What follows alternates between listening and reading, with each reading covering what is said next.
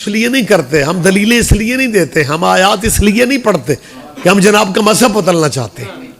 آپ اپنے مذہب پہ رہیں. میں کو میرے خیال 6 دفعہ کہہ رہا ہوں آپ جس مذہب پہ وہیں پہ رہیں. کوئی نہیں کہتا، کسی فرقے کا مولوی دوسروں سے ہی نہیں کہتا، میں کہہ رہا ہوں. بندے عجیب ذہن بنا کے نکل آتے ہیں کہ جی یہ ہمیں جی ہمارا عقیدہ بدلنا چاہتے ہیں. یہی سبب ہے.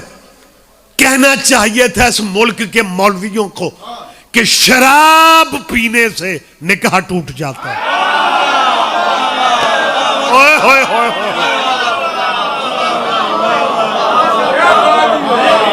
کہنا چاہیے تھا انہیں کہ جب رسول اللہ کا یہ فرمان ہے کہ جو ملاوٹ کرتا ہے وہ ہم میں سے نہیں ہے. ان علماء اسلام کو کہنا چاہیے تھا جو دودھ میں پانی ملاتا ہے اس کا نکاح ٹوٹ جاتا ہے.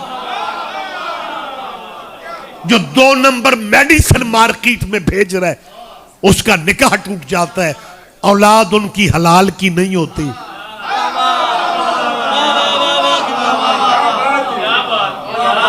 لیکن تمہیں کچھ بھی کہنے کی توفیق نہیں ہوئی. جی مجلس میں جانے سے نکاح ٹوٹ جاتا. اچھا شکر ہے میڈیا نے حالات کمال بدلے.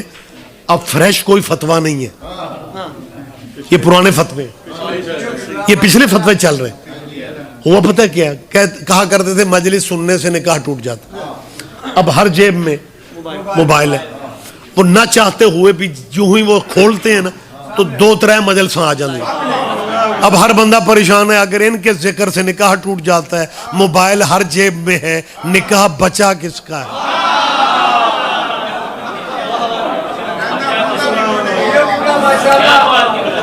مجھے ایک بات یاد آ رہی ہے.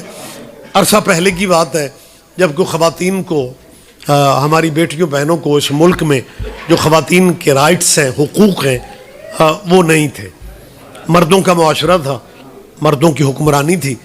پاکستان میں خواتین کو ماڑے چنگے حقوق جو ملے ہیں وہ پرویز مشرف نے ابتدا کی تھی. مالک ان کی مغفرت فرمائے. آج وہ ہم میں نہیں ہے. میں جب ان کی ڈیتھ ہوئی ہے نا رجب میں، تو مجھے جس دن پتہ چلا کہ جی مشرف صاحب دبئی میں انتقال کر گئے، تو میں ایک مجلس میں کہیں تھا تو میں نے ان کی مغفرت کی دعا کروا دی. جب میں نے مغفرت کی دعا کی، مجلس پڑھی، مجلس کے بعد میں جلدی ہوتی ہے ایک پروگرام سے دوسرے میں جانا ہوتا ہے، تو ہم نے گاڑی میں ہی بیٹھنا ہوتا ہے. نکل تو ایک بندے نے دور سے اشارہ کیا. مقصد اس کا یہ تھا کہ میری گل سن لو. سانو مولویاں دا کرن نو کسے فائر بھی مارنا ہوئے اسی سمجھنے دعوت دینی سو.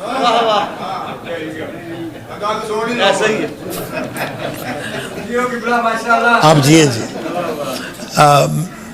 حسن آتے ہی نا جو لفظ کہے تو مجھے پتہ چل گیا کہ بندہ دوروں آیا ہے.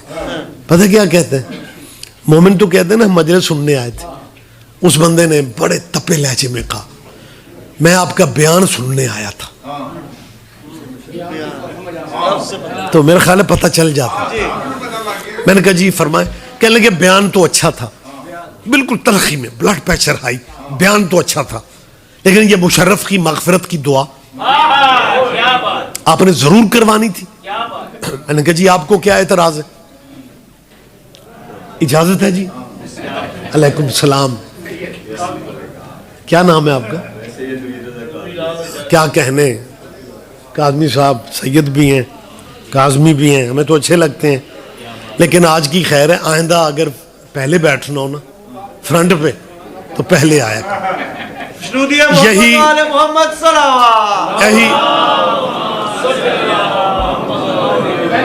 بڑا عجیب لگتا ہے. آنا سب سے بعد اور بیٹھنا پہلے نمبر.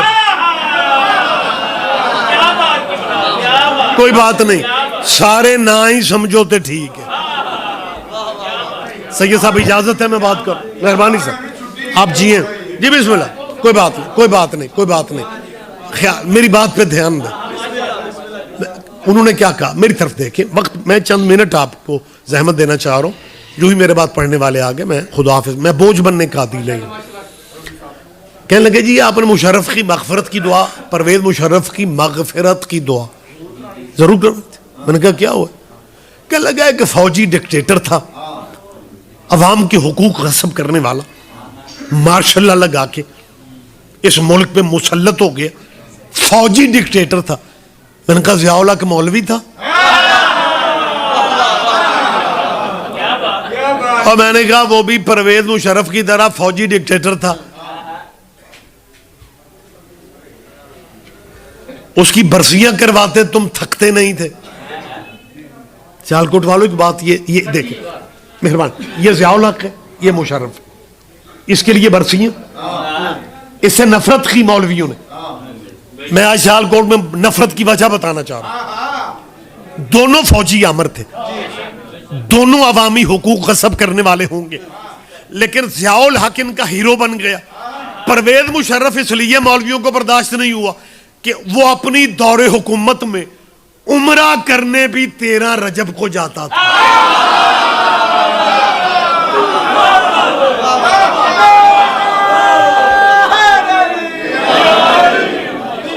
متوجہ ہیں بیٹا آپ میری بات پہ دھیان دے رہے ہیں؟ اخار بھائی آپ جیئے. وہ عمرہ کر اور مالک کسی کا ادھار نہیں رکھتے. پرویز مشرف نے اپنے دور حکومت میں 2-3 عمرے 13 رجب کو کیے، اور جب رجب والوں نے اسے واپس بلایا تب بھی 13 رجب تھی.